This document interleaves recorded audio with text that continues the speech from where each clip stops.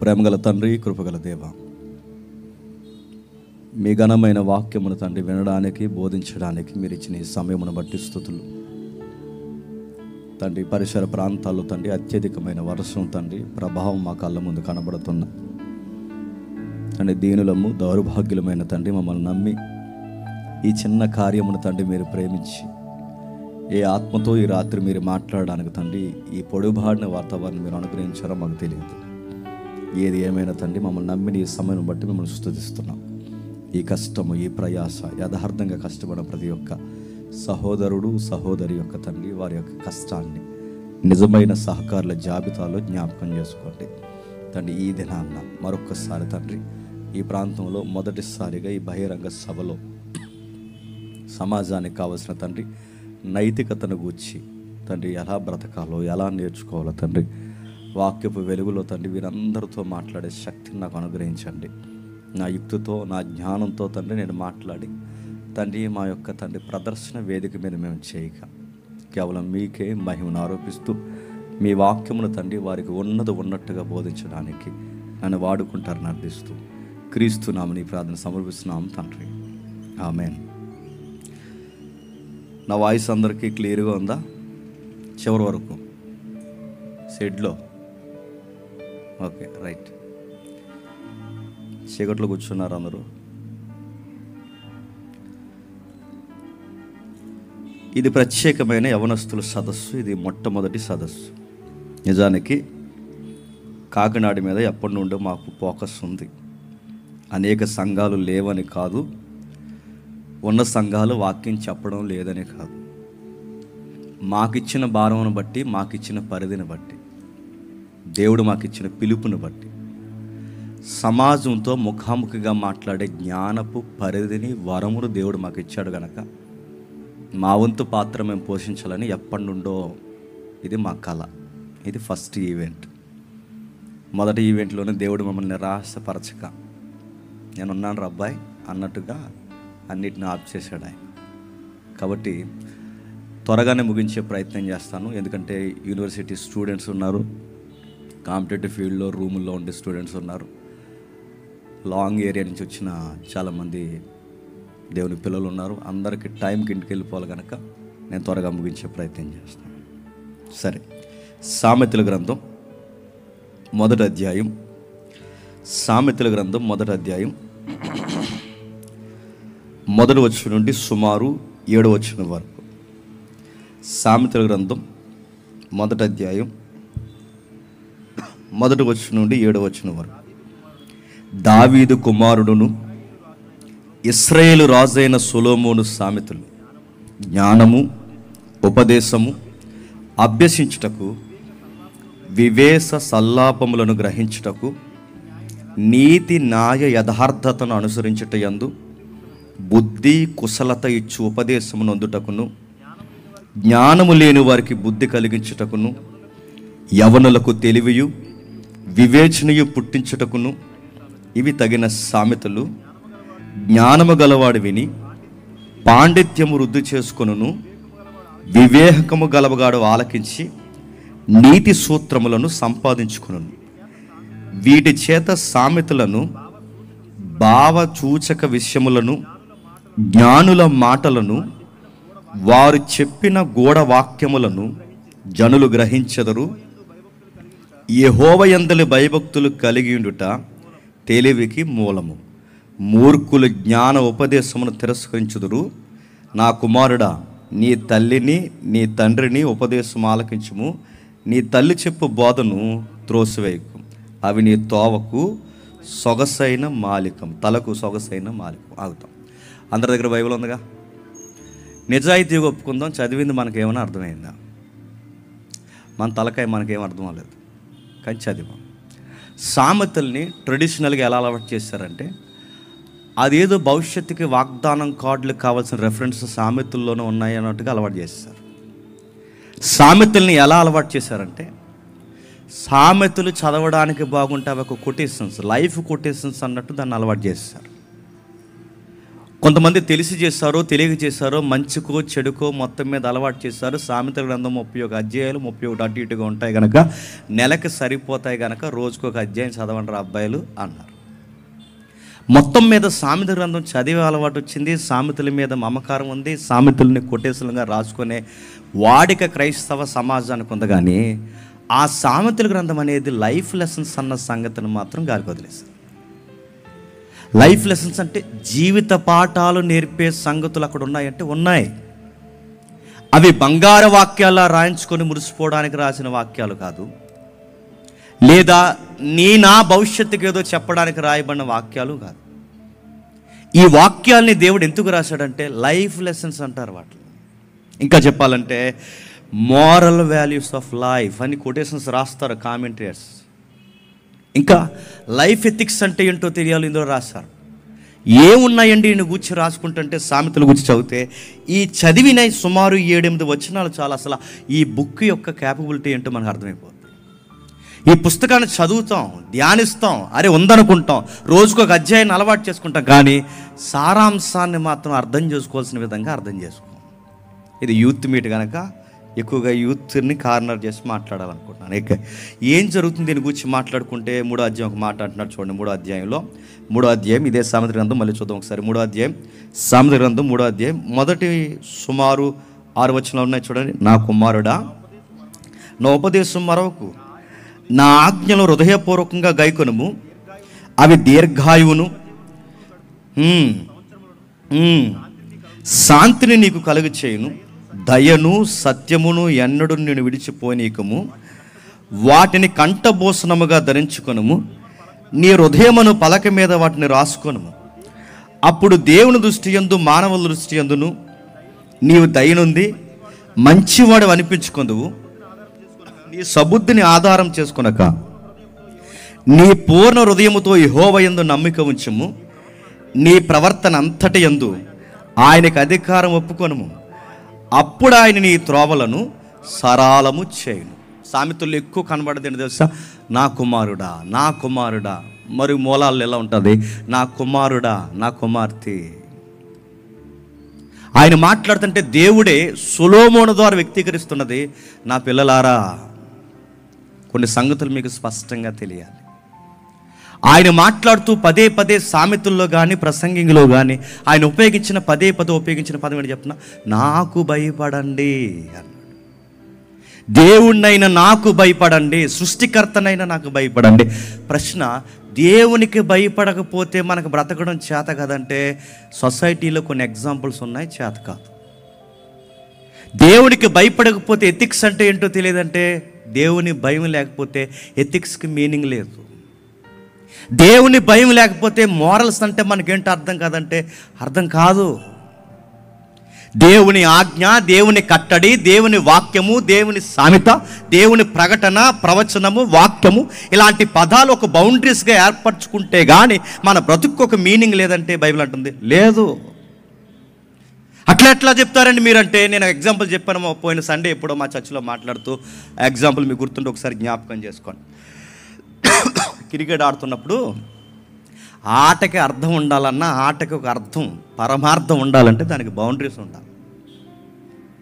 ఆడరా అబ్బాయి, ఇంక నీకు 6 లేదు 4 లేదు, నీ ఇష్టం వచ్చినట్టు కొట్టే అంటే, ఇక 4 లేదు 6 లేదు, సింగిల్ ఏమీ లేదు, ఎవడ బౌలింగ్ ఆడేయడం అంటే ఆటకు అర్థం ఉందా?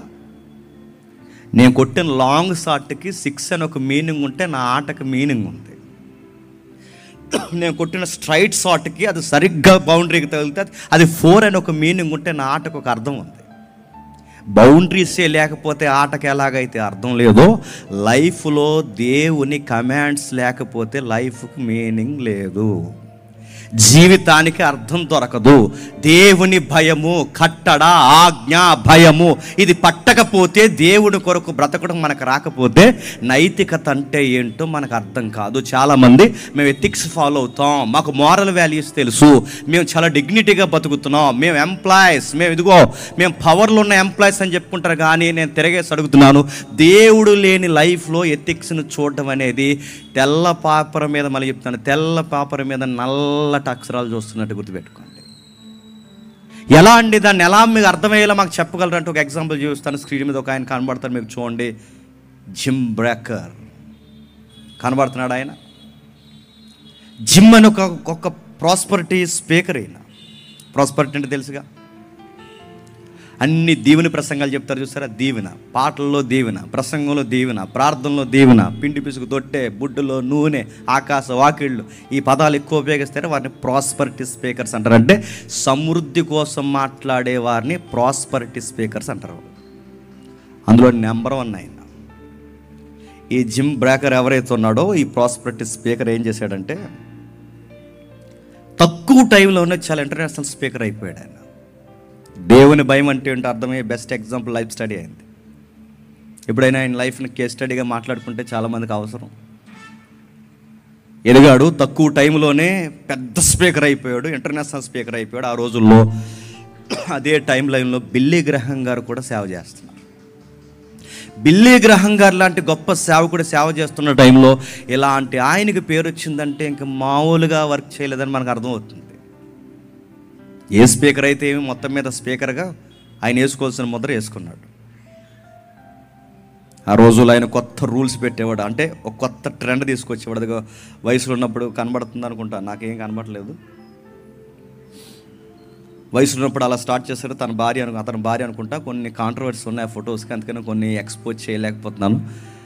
ఆ ఫొటోస్లో వాళ్ళ సేవ నా ఎంగేజ్లో స్టార్ట్ చేశారు. సేవ స్టార్ట్ చేసిన తర్వాత బిజినెస్ని ఫామ్ చేశారు. ప్రాస్పరిటీ స్పీకర్ చేసేది ఎప్పుడు గుర్తుపెట్టుకోండి, ఏదో ఒక బిజినెస్ వాళ్ళు స్టార్ట్ చేస్తారు. అది బిజినెస్ చేయరు, ఆ బిజినెస్ని దేవుడు లోగో మీద స్టార్ట్ చేస్తారు.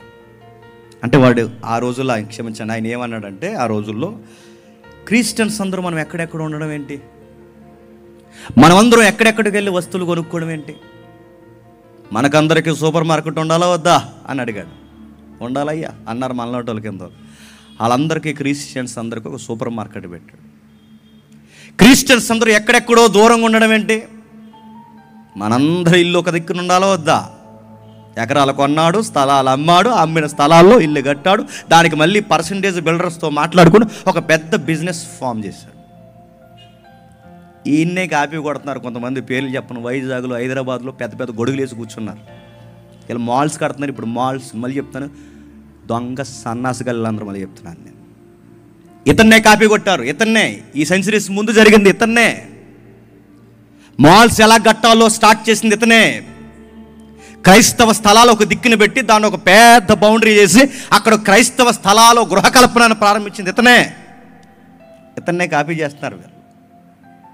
ఆ రోజుల్లో జిమ్ ఏదైతే ఉన్నాడో పెద్ద ఛానల్ పెట్టాడు, క్రిస్టియన్ ఛానల్. ఆ రోజుల్లో క్రిస్టియన్స్కి ప్రత్యేక ఛానల్ అంటే గ్రేట్. ఆ రోజుల్లో ఛానల్ పెట్టాడు, వ్యాపారం పెట్టాడు, మార్కెట్ పెట్టాడు. 1-2 కాదు, గృహాలు అవి ఇవి మొత్తం మీద వ్యాపారం విస్తరించింది.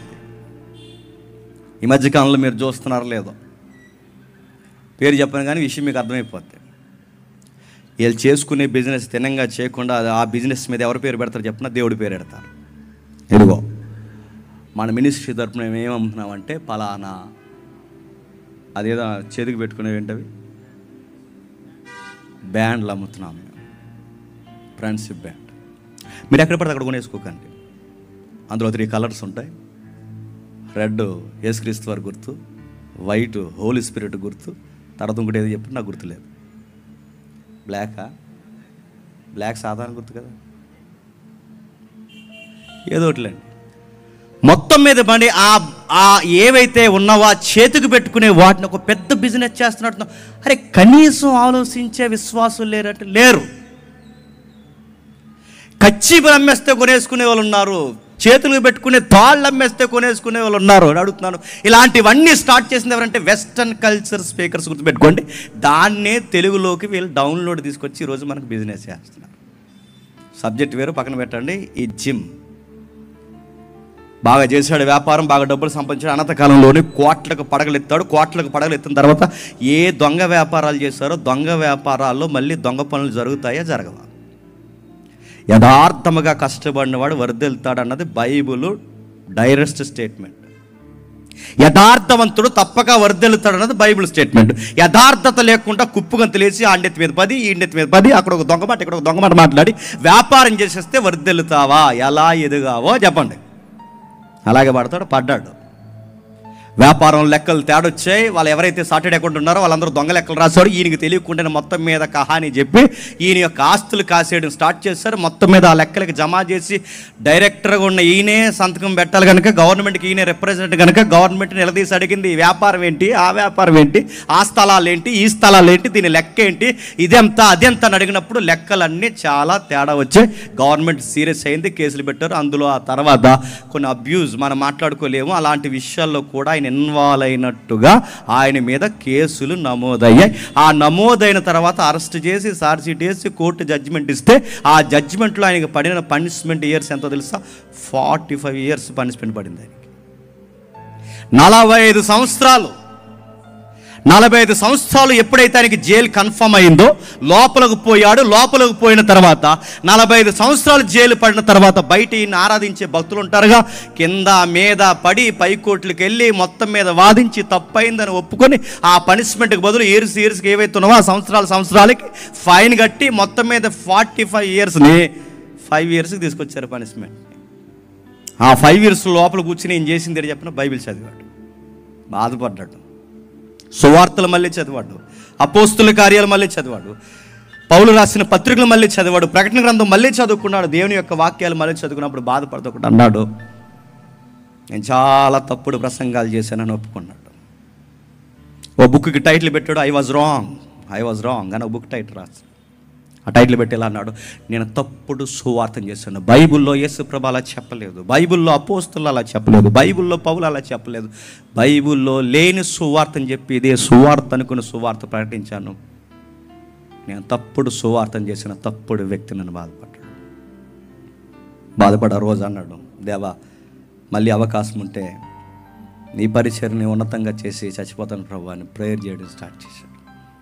సరిగ్గా అదే టైంలో బిల్లీ గ్రహం గారు ఆయన చూడడానికి వచ్చారు.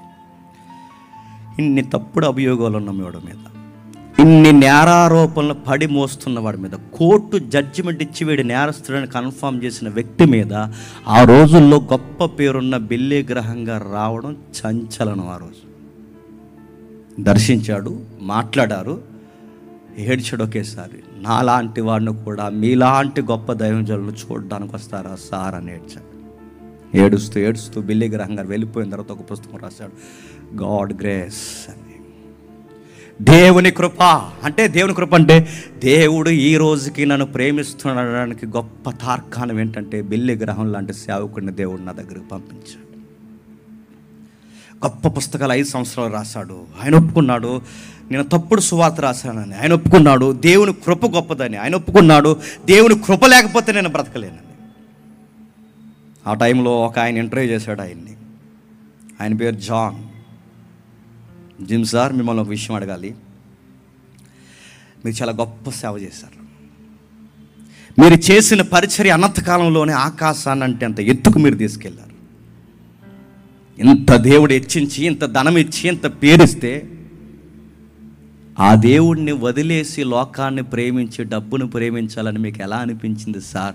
మీకు దేవుడు అంటే ఇష్టం ఎలా తగ్గిపోయింది అని అడిగాడు. నా ప్రశ్న అర్థమవుతుందా? ధనమిచ్చిన దేవుడిని ఎందుకు మర్చిపోయారు? పేరిచ్చిన దేవుడిని ఎందుకు మర్చిపోయారు? ఇంత ఉన్నత స్థాయికి తీసుకెళ్ళిన ఆ దేవుడిని ఎందుకు మర్చిపోయారు?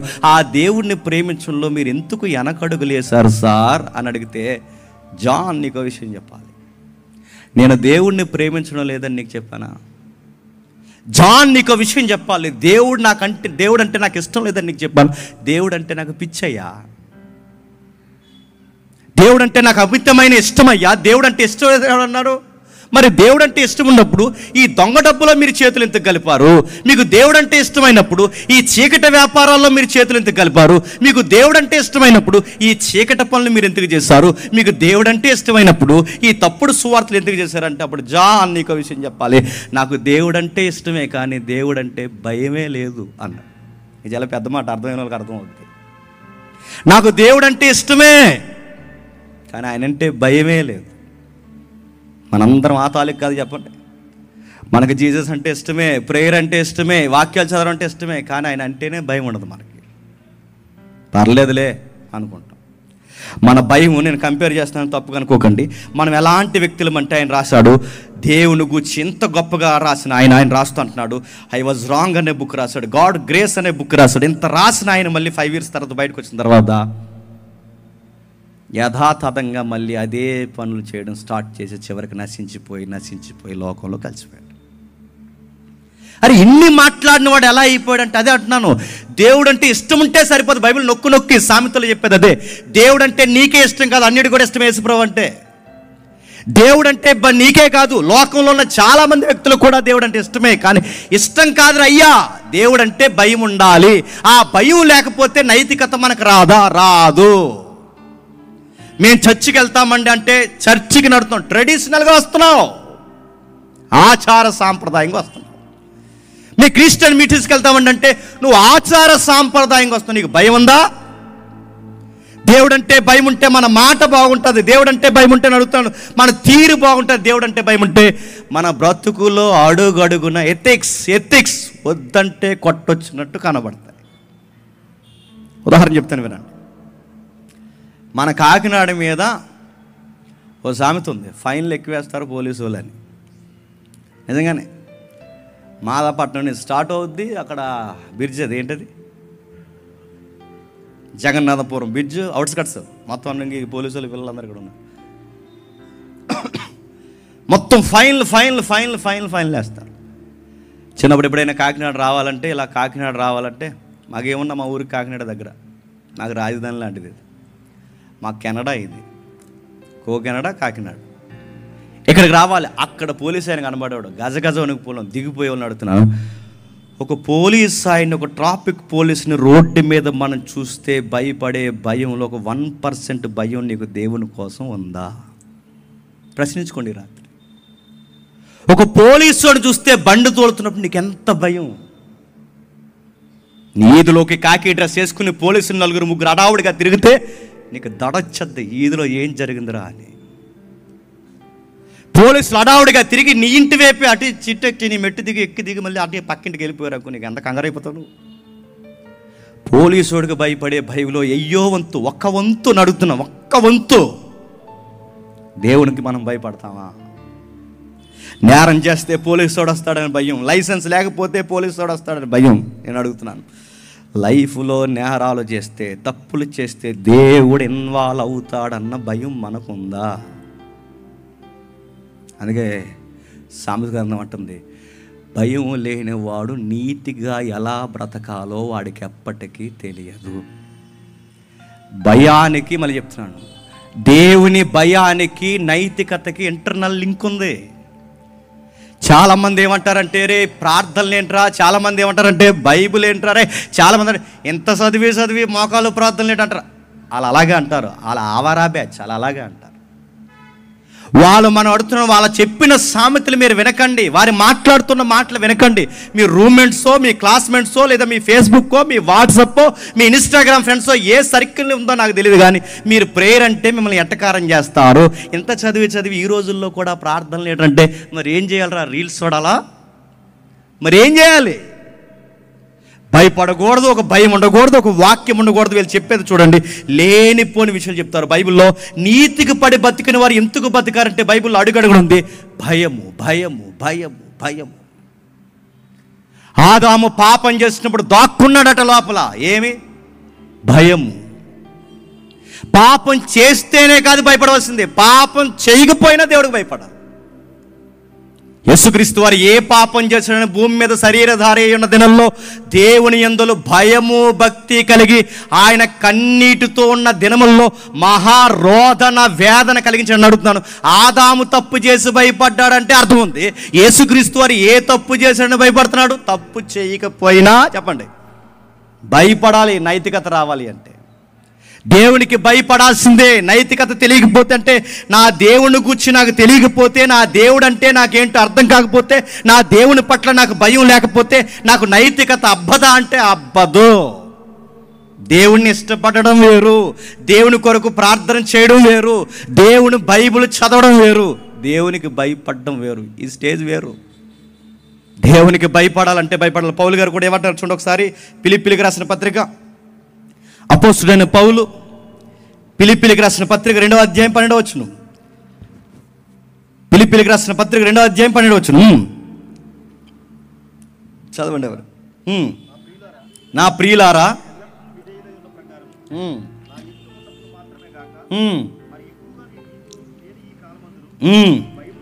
భయముతోను వణుకుతోను మీ సొంత రక్షణను కొనసాగించండి. ఏంటంట? భయముతోను, చెప్పండి, వణుకుతోను మీ సొంత రక్షణ కొనసాగించండి. ఈ మాట ఆయన అంటున్నాడంటే పౌలు గారి భక్తిని ఎలా కొనసాగిస్తున్నాడు చెప్పండి? భయం. ఈ మాట మాట్లాడితే దేవుడు ఏమనుకుంటాడో భయం. ఈ నిర్ణయం తీసుకుంటే దేవుడు ఏమనుకుంటాడో భయం. ఇలాంటి బట్టలు వేసుకుంటే దేవుడు ఏమనుకుంటాడో ఒక భయం. అంటే వాళ్ళ లైఫ్లో అంత నీతి కనబడడానికి కారణం ఏంటి చెప్పినా, వాళ్ళు దేవునికి భయపడి బతికారు. దేవుడు నరకంలో వేసేస్తాడని భయం కాదు, మరి చెప్తున్నాను. దేవుడు ఏదో పనిష్మెంట్ ఇస్తాడని భయం కాదు. ఆయనకు మనం భయపడకపోతే మనకు ఎలా బతకాలో ఎప్పటికీ చెప్పండి మనకు చేత కాదు. ఆయనకి భయపడితేనే మనకి నైతికత అర్థమవుతుంది. ఆయనకి భయపడితేనే ఆ మోరల్స్, వాల్యూస్, ఎథిక్స్ ఏవైతే నువ్వు వాడుతున్నావో పర్యాయ పదాలు, అవన్నీ మన లైఫ్లో కనబడాలి. అంటే భయం లేకపోతే మనకు తెలియదు. బౌండరీస్ మనం మెయింటైన్ చేయకపోతే తెలియదు. అవి ఎలా తెలుస్తాయంటే పౌలు గారు అంటున్నారు, ఆయనను తెలుసుకున్నాను గంట. ఆయన తెలుసుకుంటే దేవుడిని మనం తెలుసుకోవాలి. ఆయన తెలుసుకోకపోతే ఆయనకి ఎలా భయపడాలో తెలియదు మనకి. అందుకే కొన్ని మూలవాక్యాలు తీసుకుని ఈ ఆంగ్ల రచయితలు మంచి మంచి టైటిల్ పెడతారండి. Knowing God. ఆయన తెలుసా, ఆయన గురించి నీకు అర్థమవుతుంది, ఆయన గురించి నీకు తెలుస్తుంది, ఆయన ఇష్టం ఏంటో, ఆయనకి ఇష్టం కానిది ఏంటో ఆయన గురించి తెలిస్తేనే కాదు నువ్వు భయపడేది. మీ కాలేజెస్లో, మీ స్కూల్స్లో, లేదా మీ ఎంప్లాయీ లైఫ్లో, మీ వ్యాపారాల దగ్గర అన్యులు ఎన్నిసార్లు బైబిల్ని ఎద్దేవ చేసి ప్రశ్నలు అడుగుతున్నారండి బయట. ఈరోజు అడుగుతున్నారు, అదో ట్రెండ్ అయిపోయింది బయట. ఎంతమంది అడుగుతున్నారు చెప్పండి? ఒరే పలానా ఆది కాండంలో మీకు ఎలా ఉందరా అని అడుగుతున్నారు. మనకు తెలియని అధ్యాయాలు కూడా చెప్తున్నారండి.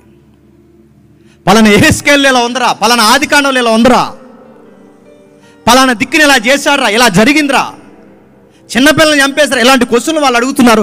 వాళ్ళు అడుగుతున్నప్పుడు మీ కాలేజెస్లో, మీ ఎంప్లాయీ లైఫ్లో, లేదా మీ సర్కిల్లో, మీ ఎక్కడెక్కడైతే పనిచేయ మీ బిజినెస్ లైఫ్లో, మీ సరౌండ్లో మీరు చెప్పే ఆన్సర్ చెప్పనా? ఇలా తేరా ప్రశ్న ఏంటో తేలుతాను అంటున్నారా? మా పాస్టర్ గారిని అడిగి చెప్తాను అన్నారట. నేను అడుగుతున్నాను, నీ దేవుడు నీకే అర్థం కాకపోతే, నువ్వు నమ్ముతున్న దేవుడిని, నువ్వు ఏ దేవునికి ప్రార్థన చేస్తున్నావో, ఏ దేవుడి కోసం వాక్యం వినడానికి నువ్వు చర్చికి వెళ్తున్నావో, ఆ దేవుడు నీకే అర్థం కాకపోతే నేను అడుగుతున్నాను, నువ్వు బయటోడికి ఏం చెప్తావు? ఆ దేవుడు నీకే అర్థం కాకపోతే ఆయన కోసం నువ్వు భయపడి ఎలా బతుకుతావు? వాడు అడిగిన ప్రశ్నకి నువ్వే సమాధానం చెప్పలేకపోతున్నావు. వాడు అడుగుతున్నారు తిక్కడే, అది పెద్ద పెద్ద ప్రశ్న కదా, పెద్ద స్టాండర్డ్ జీకేలాగా అడుగుతారు వాళ్ళ కోసం. పెద్ద ప్రశ్న అది. ఆ లోతు ఎందుకు ఇలా చేశాడు, ఆయన ఎందుకు ఇలా చేశాడు, ఇయో పెద్ద ప్రశ్న. అరుగు తెచ్చుకున్న ప్రశ్నలు, పూర్వకాలం ప్రశ్నలు. ఆ ప్రశ్నలు అప్పటి నుంచి అడుగుతా. ఆ ప్రశ్నకు కూడా నువ్వు సమాధానం చెప్పలేవు. నువ్వు చెప్పలేక ఏమంటున్నావు అంటే, మా పాస్టర్ గారిని అడిగి చెప్తాను అంటున్నావంటే, నీ బైబిలే నీకు అర్థం కాదు, నీ దేవుడే నీకు అర్థం కానినప్పుడు, నీ దేవుడేంటో నీకు అర్థం కాకపోతే ఆయనకి ఎలా బ్రతకాలని నీకు తెలుస్తుంది. ఒక భర్తతో మంచిగా కాపురం చేయాలంటే ముందు ఆయన అర్థం అవ్వాలి నీకు. 30 సంవత్సరాలు కాపురం చేసిన తర్వాత ఇతగాడు అన్నాడట, అర్థమవుతుందండి ఆ మనిషి అన్నాడట. మరి 30 ఏళ్ళు ఏం చేశారు? ఒకరినొకరు చూసి ఐ లవ్ చెప్పుకున్నారా? 30 ఏళ్ళు కాపురం చేసిన ఈవిడే నీకు అర్థం కాకపోతే, 30 ఏళ్ళు కాపురం చేసిన ఈయనే నీకు అర్థం కాకపోతే, ఇన్ని సంవత్సరాలు కాపురం చేసిన మీరే ఒకరికొకరికి అర్థం కాకపోతే అని అడుగుతున్నాను. మీ మధ్య ప్రేమ లేదు, భయం లేదు, భక్తి లేదు, స్వామి పూజ లేదు, భార్య ప్రేమ లేదు. ఇవన్నీ ఎందుకు లేవో చెప్పినా, ఆయన ఏంటో నీకు అర్థం కాలేదు, నువ్వేంటో ఆయనకు అర్థం కాలేదు. ఒకరికొకరికి అర్థం కాలేనప్పుడు ఎక్కడ భయపడాలో, ఎక్కడ ప్రేమించాలో, ఎలా ఉండాలో మీకు ఎప్పటికి తెలియదు. మీ కాపురం బాగుపడదు. గుర్తుపెట్టుకోండి. దేవుడితో కూడా అంతే. ఆ దేవుడు ఏంటో తెలియాలి. ఇది ఈయనకి నచ్చదా, ఇది ఈయనకి నచ్చుతుందా, ఇలా ఉంటే ఆయన ఇష్టపడ్డా, ఇలా ఉండాలా, ఇదా ఈయన వాక్యానుసారం కోరుకునేది. ఇవి నీకు అర్థం అవ్వాలిగా. ఇవి అర్థమైతేగా నీకు నైతికత అంటే ఏంటో అర్థమవుద్ది. అందుకే జిమ్మీ లైఫ్లో మనం నేర్చుకోవాల్సింది ఏంటో తెలుసా? ఆయన చెప్తున్నాడు, జిమ్మీ లైఫ్లో మనం నేర్చుకోవాల్సింది, నాకు దేవుడు అంటే ఇష్టం, దేవుడు అంటే చాలా ఇష్టం, దేవుడు అంటే పిచ్చి, కానీ ఆ దేవుడు అంటే నాకు భయం లేదు. భయం లేదన్న ఒక్క పదం తన జీవితాన్ని పాడు చేసిందా లేదు చెప్పండి. అంత పెద్ద స్పీకర్నే దేవుడు అంటే భయం లేని ఒక పదం తన లైఫ్ను పాడు చేసింది. తన జీవితం పూర్తిగా పాడైపోయింది. అందుకు అడుగుతున్నాను, దేవుణ్ణి ఇష్టపడడం వేరు, దేవుణ్ణి కోరుకోవడం వేరు, దేవుణ్ణి ఆరాధించడం వేరు, దేవునికి భయపడడం వేరు.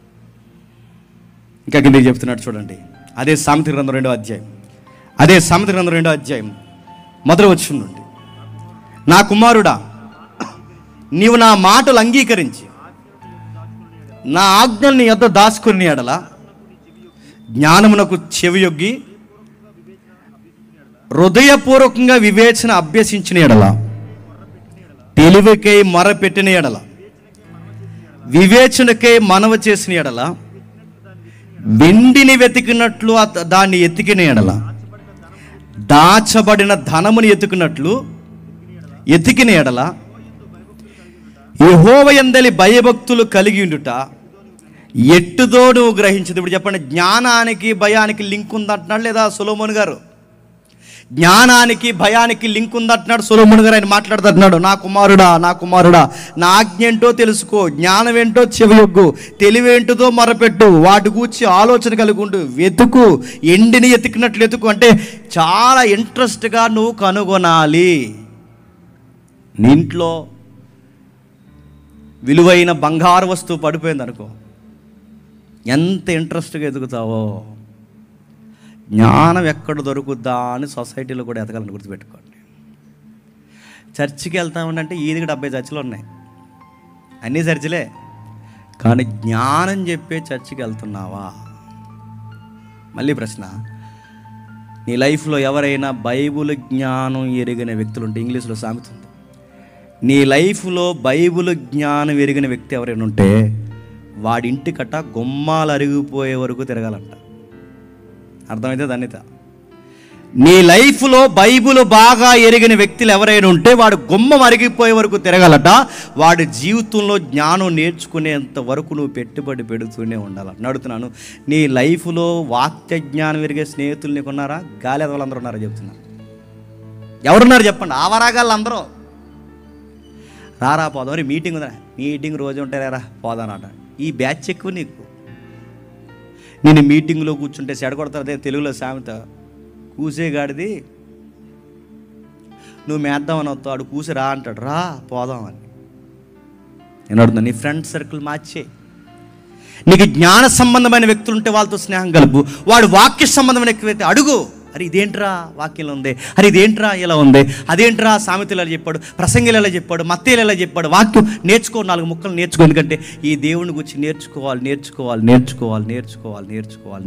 మళ్ళీ అడుగుతున్నాడు, ఈయన గురించి నేర్చుకుంటేనే భయం తెలుస్తుంది, ఈయన గురించి భయం తెలిస్తే నైతికత వస్తుంది. అంటే ఈయన భయం లేకపోతే విలువలు లేకపోతే బ్రతుక్కి అర్థం లేదు. ఈ ఒకదానికొకటి అవినాభావ సంబంధం కలిగి ఉన్నాయన్నద పాయింట్ మీకు మొదటి నుంచి అర్థమైతే, సొసైటీలో కొంతమంది జ్ఞానులు ఉన్నారా లేదా? ఉన్నారు. నాకు కొన్ని ఫొటోస్ దొరకలేదు. ఓసో అనే వ్యక్తి ఉన్నాడు, రామ్ గోపాల్ వనం, వీళ్ళందరూ ఈయన్నే ఫాలో అవుతారు. ఓసో అంటే ఇడో పెద్ద షో. 17th 18th 19th మనోడే ఎదవేసాలు వేస్తారని ఇండియా నుంచి తనివేస్తే అమెరికాలో సెటిల్ అయ్యాడు. అదో పెద్ద స్టోరీ. ఎంత బాగా సామెతలు చెప్తాడంటే, ఒక కొటేషన్ రాస్తాడు, ఆఫీస్ ముందు ఒక కొటేషన్ రాస్తాడు, live your slippers and minds అని రాస్తాడు. ఆడ ఆఫీస్ మీద ఉంటుంది అనమాట. అంటే మీరు గదిలోకి వచ్చే ముందు మీ చెప్పులు మీ మెదళ్ళు అక్కడ వదిలేసారండి అని. మీరు గదిలోకి వచ్చేటప్పుడు మీ స్లిప్పర్స్ అక్కడ వదిలేయండి, మీరు గదిలోకి వచ్చేటప్పుడు మీ మైండ్స్ అక్కడ వదిలేయండి. అంటే మీ మైండ్లు తేకండి, ఎక్కడి నుంచి నా మైండ్ మీ మీద పనిచేస్తుంది. ఏం చెప్తావు అయ్యి అంటే, నీకు సిగరెట్ కాల్చాలో ఉందా, కాల్సే అంటాడు. అదొక మైండ్. నీకు పలానా తప్పు చేయాలందా, చేసేయి, ఎంత చేయాలనిపిస్తుందో చేసే, బోరు కొట్టే వరకు చేసే. కానీ ఓసోకి తెలియని ఫైనల్ ఈవెంట్ ఏంటో తెలుసా? సిగరెట్ కాల్చిన నచ్చినంత కాలుస్తాడు. ఆ తర్వాత తిత్తి కనబడుతుంది, ఊపిరితిత్తికి. ఆ తర్వాత నడుతున్నాడు, ఎవడు దానికి పూసి. ఇటు యథవసామెత చెప్పి సిగరెట్ కాల్చేయమంటాడు. ఇప్పుడు సిగరెట్లు కాల్చాక మొత్తం ఊపిరితిత్తులు పోతాయి, దానికి ఎవడు? నచ్చిన చీకటి పని చేసి ఇష్టం వచ్చినట్టు తిరిగంటే సుఖవ్యాధి వచ్చిపోతావు.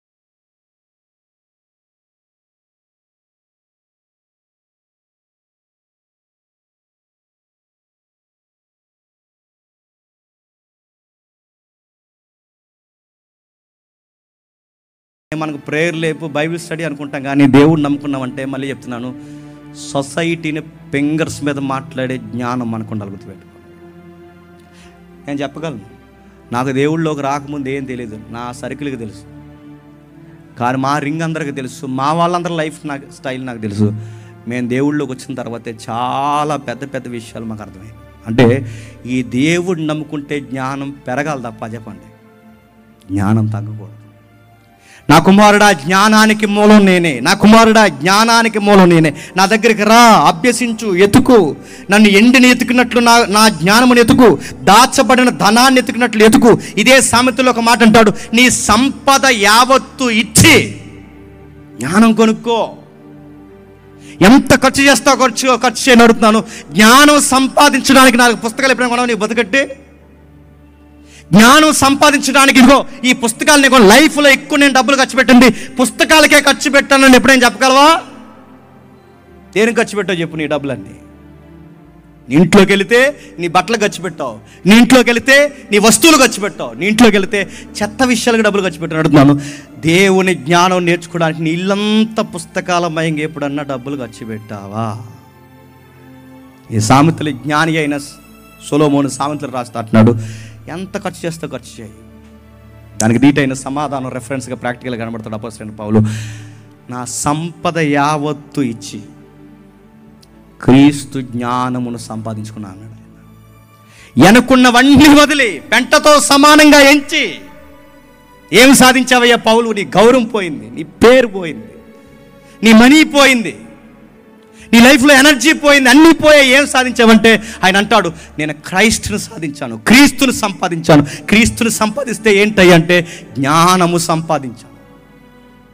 లైఫ్ అంటే ఏంటో నాకు అర్థమైంది, జీవితం అంటే ఏంటో నాకు అర్థమైంది, జీవితం యొక్క పరమార్థం ఏంటో నాకు అర్థమైంది.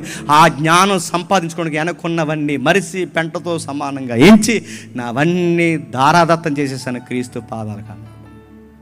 అందుకే మళ్ళీ అంటున్నాను, జ్ఞానము సంపాదించుకో, జ్ఞానము సంపాదించుకో. అందుకే నీకెవరైనా ఎలాంటి వ్యక్తులు జ్ఞాన సంబంధమైన వ్యక్తులు ఎవరైనా నీకు పరిచయం అయితే వాడు గొమ్మాలు అరిగిపోయే వరకు నాకు వాక్యం నేర్పించరా అన్నాడు.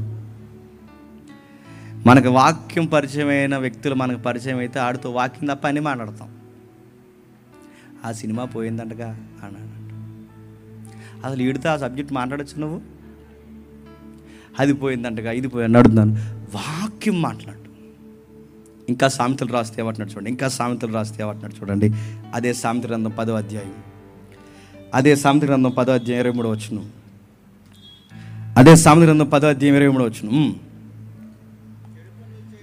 చెడు పనులు చేయుట బుద్ధిహీనుడికి ఆటగా ఉన్నది,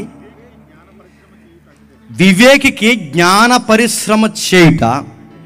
అందులో ఒక విచిత్రమైన వర్డ్ ఉంది. ఆ వర్డ్ ఏంటి చెప్పండి? జ్ఞాన పరిశ్రమ ఇండస్ట్రీ. జ్ఞాన పరిశ్రమ ఇండస్ట్రీ అని అడుగుతున్నారు. జ్ఞాన పరిశ్రమ ఏంటండి? బుద్ధిహీనుడి కట, చదవండి, బుద్ధిహీనుడి కట చెడు పనులు చేయుట వాడికి ఆటగా ఉన్నది, వివేకికి జ్ఞాన పరిశ్రమ చేయుట అట్టిదే. మీరు రోడ్డు మీద చూస్తున్నారు, ఈ మధ్య ఒక ట్రెండ్ స్టార్ట్ అయింది. మీరు మార్కెట్కి వెళ్ళినప్పుడు కానీ, సూపర్ మార్కెట్కి వెళ్ళినప్పుడు కానీ, ఒక ఈదులో నిలబడినప్పుడు కానీ, ఇలా టౌన్ ఏరియాకి వచ్చినప్పుడు కానీ మీరు సొసైటీని గమనిస్తున్నారా? ఆవారాగాళ్ళు ఎక్కువైపోయి ఎకిలి మాట్లాడుకుని గమనించారు మీరు? ఏసిన జోకే వేసి అడిగి నవ్వు రాదు, ఆ పక్కనోడికి నవ్వు రాదు, కానీ వాళ్ళకి నవ్వు రాపోయి నవ్వేస్తారు. చూసారా? అదో బ్యాచ్ అది. అలా గుంపులుగా తిరుగుతారు. ఈ మార్కెట్లో తిరుగుతుంటారు గుంపులుగా. అలా గుంపులు తిరిగి యారా నవ్వేదండి. ఎందుకు నవ్వుతున్నావు? ఏం జోకు? అంతలో నవ్వొచ్చేంత కార్యక్రమం ఏముందంటే ఆడెందుకు నవ్వుతాడో ఈడికి తెలదు, ఈడెందుకు నవ్వుతాడో ఆడికి తెలదు. వీళ్ళకి ఇలాంటి పనులు చేయడం వాళ్ళకి ఎలా ఉంటుందో తెలుసా? చెప్పండి. ఆట.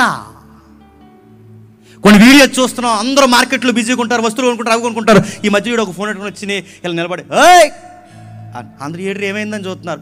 అదో రీలు నడుతున్నాను. ఇదేం పిచ్చిరా? ఆడెవడో ఉంటాడో ఆ మధ్యకాలంలో చూసారు లేదో, అందరూ బిజీగా ఉంటారు. ఈ షాప్కి పైన దూకాడు, ఎందుకంటే రీలు నడుతున్నాను. ఏం పనులు? అదొక ఆటాలకి. నడుస్తుంటారు వాళ్ళిద్దరూ. ఈ మధ్య ఒక వీడియో చూశాను, వాళ్ళిద్దరు నడుస్తారు, టకటక కొట్టేసుకున్నారు, ఆడకాలు రీడ్ పట్టుకుని ఈడికాలు రాడు పట్టుకుని చెత్త కొట్టేసుకుంటున్నారు. ఈ లోపల కంగారు అయిపోయి కుర్రలు కొట్టుకుంటున్నారు ఏంటంటే వాళ్ళు ఎడదేస్తుంటే మళ్ళీ ఇద్దరు భుజాల మీద చేసుకుని రారా పోదాం అన్నారు. నేను అడుగుతాను, ఇదేమాటరా? హడావుడి చేయడం, జోకులు వేయడం, వేసిన మాటలే మళ్ళీ చెప్పడం, డబల్ మీనింగ్ మాట్లాడడం, ఎక్కిలి చేయడం, ఎందుకు నవ్వుతున్నారో తెలియకుండా దీన్ని ఎలా మాట్లాడుకుంటున్నారో తెలిసి ఇది ఒక ఆట. దీనికి ఆపోజిట్ లైన్ ఏంటో చెప్పిన, జ్ఞానం ఉంటాడట, ఇండస్ట్రీని ఫామ్ చేసినట్టు లైఫ్లోనట ఒక పరిశ్రమనే ఫామ్ చేస్తాడట. వాడి జ్ఞానాన్ని రోజు రోజుకి ఎదుగుతాడట. వాడు రోజు రోజుకి ఆడే మాట తీరు, వాడి నిర్ణయాలు చూస్తుంటే ఈడు ఆడేనా అనిపిస్తుందట. ఈడు చూస్తుండగా ఎలాంటి ఈ నిర్ణయాలు ఏంటి, ఈడి మాటలేంటి, ఈ రోజు రోజుకి డెవలప్మెంట్ ఏంటి అన్నప్పుడు వాడిని చూస్తే అర్థమవుతుందట ఒక పరిశ్రమ మాదిరి వాడు తయారవుతాడు. వాడు ఏం మాట్లాడినాడు మాటల్లో విజడం కొట్టొచ్చినట్టు కనబడుతుందట. ఎవరు ఇలా తయారయ్యేదంటే బైబిల్ చెప్తుంది, యెహోవా యందలి భయభక్తులు కలిగిన వాళ్ళు. ఎవరు ఇలా తయారయ్యేదంటే యెహోవా యందలి భయభక్తులు కలిగిన వారు, జ్ఞానానికి మూలాన్ని ఎత్తుకుని వారు, జ్ఞానం ఆయనని ఎత్తుకుని వారు, దేవుడే జ్ఞానానికి మూలం, సోర్స్ అక్కడ ఉందని ఎవడైతే అనుకుంటాడో ఒక రోజు ఇక్కడ పరిశ్రమలా మారిపోతాడట. వాడు చుట్టూ చాలామంది జ్ఞానమును అభ్యసించేవారు తయారవుతారంట. నీ గోల్ అలా ఉండాలి, నీ లైఫ్ స్టైల్ ఎప్పుడు అలా ఉండాలి. రోజు రోజుకి నీలో మెచ్యూరిటీ కనబడాలి, రోజు రోజుకి ఒక పరిపక్వత రావాలి. రోజు రోజుకి నేను చూస్తుంటే నేను చూసి నేర్చుకోవాలనిపించాలి, నిన్ను ఫాలో అయిపోవాలి. కొంతమంది నీలాగే మాట్లాడాలనిపించాలి, నీలాగే నడవాలనిపించాలి, నీలాగే నిర్ణయాలు తీసుకోవాలనిపించాలి, నీలాగే లైఫ్ని కట్టుకోవాలనిపించాలి, నీలాగే. ఎందుకంటే నువ్వు కదిలే జ్ఞానం అయిపోవాలి. నా కుమారుడా, నువ్వు ఎలా ఉండాలనుకుంటున్నావు తెలుసు? నువ్వు సొసైటీలో ఎలా ఉండాలంటే జ్ఞానము కదిలే జ్ఞానం ఉండాలని నేను కోరుకుంటున్నాను. నైతికత కావాలి. లోకంలో నైతికత లేదు, వాళ్ళకి విలువలు లేవు. నైతికత ఉన్న వాళ్ళు ఏం చేస్తారంటే అదే మొదటి అధ్యాయం రాస్తూ ఏమంటున్నాడు చూడండి, 7వ వచనంలో మొదటి అధ్యాయం త్వరగా ముగిద్దాం. అదే సామెతల గ్రంథం కిందికి రాస్తున్నాడు విలువలు చూడండి. యెహోవా యందలి భయభక్తులు కలిగి ఉండుట,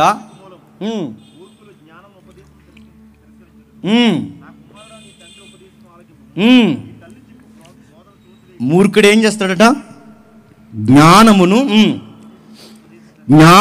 ఉపదేశమును తిరస్కరిస్తాడట. ఉపదేశాన్ని తిరస్కరిస్తాడు. అవును, వాళ్ళకున్న స్టైల్ అదే.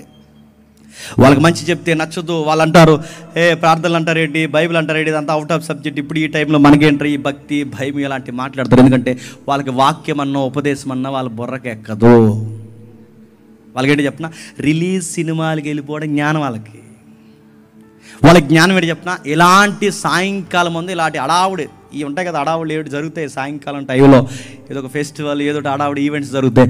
అలా టైంలో రంగురంగులు బట్టలు వేసుకుని ఆలపుజాలు ఏలపుజాలు తాక్కుంటూ తిరుగుతూ అదొక లైఫ్, అదొక జ్ఞానం, అదొక రాయల్ లైఫ్. అలానే ఫీల్ అవుతారు. అదిగో నా ఎంక చూస్తుంది, అదొక స్టైలు. ఇదిగో నా ఎంక చూస్తుంది, ఇదొక స్టైలు. ఆ రంగులు పొంగులు ఇదొక స్టైల్. లైఫ్లో అలా మాట్లాడుకుంటూ అడుగుతున్నాను, ఇదొక స్టైల్. వాళ్ళకి వాక్యము, ఉపదేశము, ప్రార్థన అదంతా బోరింగ్ సబ్జెక్ట్ నడుతున్నాను. వాళ్ళని కూర్చోబెట్టిన ఒక 10 నిమిషాలు కూర్చోబెట్టిన వాళ్ళకి నిప్పుల మీద కూర్చొని ఉంటుంది, ఉండలేరు. ఎప్పుడు ముగించేస్తాడా ఈ జేమ్స్ గడ అని చూస్తారు తెలుసా. ఒకవేళ అలాంటి వాళ్ళు ఎవరుంటే వాళ్ళకి అలాగే అనిపిస్తుంది. ఇంకా వదలలేట్లు ఎగితే సిగ్గేసి కూర్చుని ఉంటారు చాలామంది, నాకు తెలిసి ఇక్కడ. ఒకవేళ అలాంటి వాళ్ళు లేకపోతే దేవుని మహిమ.